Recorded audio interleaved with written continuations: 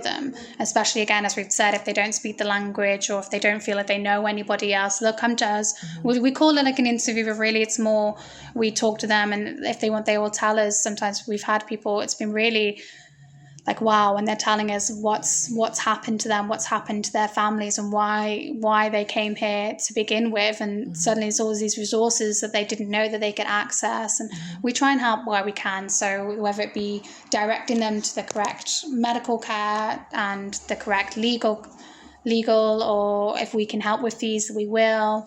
And yeah. Okay. All right. So do you guys have any kind of stories that particularly stick out in mind when you're thinking about either your volunteer time here or your volunteer and development time here? I mean, I've got a few lovely stories. And those stories are the ones that when I'm feeling tired and exhausted and my mojo has been stolen, I watch the videos back and remember some of the beautiful stories that have enabled me to carry on, you know. One particularly lovely story, which I can share the video of for your students. Oh, that would be awesome. They will love it. We were doing, I was staying in a place near the beach on Lesbos with some friends. And I had a gentleman who had been coming into the info tent on the camp day after day after day, telling me, oh, my family might arrive tonight. And then he would come the next day. Oh, and they were pushed back. This family had something like 7 or 8 pushbacks from the Turkish border. But each time they're pushed back, they are ferried in a van back to Istanbul, put in an apartment. This is, you know, how smugglers work. And then they're brought back to try again. The children were sick. He was so worried about them. And just by chance one night, we were sat, I think I'm drinking coffee in this apartment, and we heard noises on the water. Because we were sort of a bit high, any noise on the water would come through the air and into the kitchen window. So we were always able, well, in that week we were there, we heard boats before anybody else, you know, unless somebody had seen it, which was really hard to do at times. So we all left the house, like quickly grabbing everything that we needed, went down to the beach. He was with us. And we saw this boat in the distance.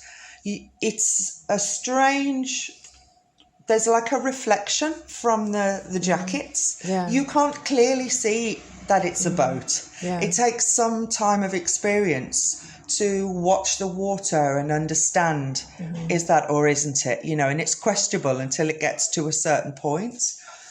But this gentleman, who had been waiting for weeks for his family to arrive, by chance that night, and also by chance, we had a guy, Benjamin Weston, there with a video.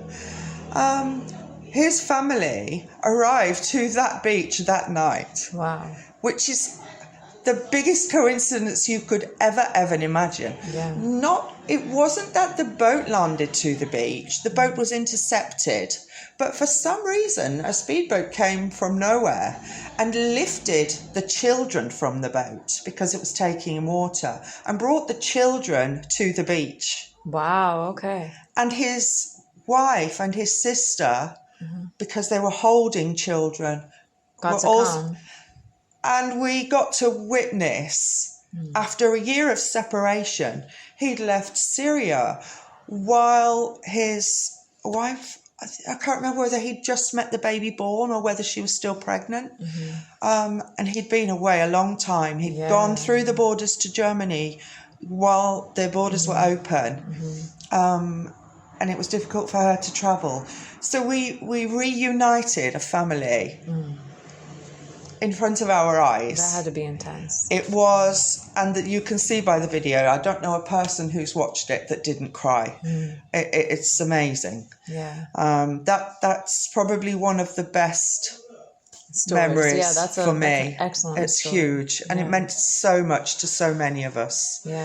But there's been lots of moments like that in those early days. You know, I would get a message after several months of somebody leaving.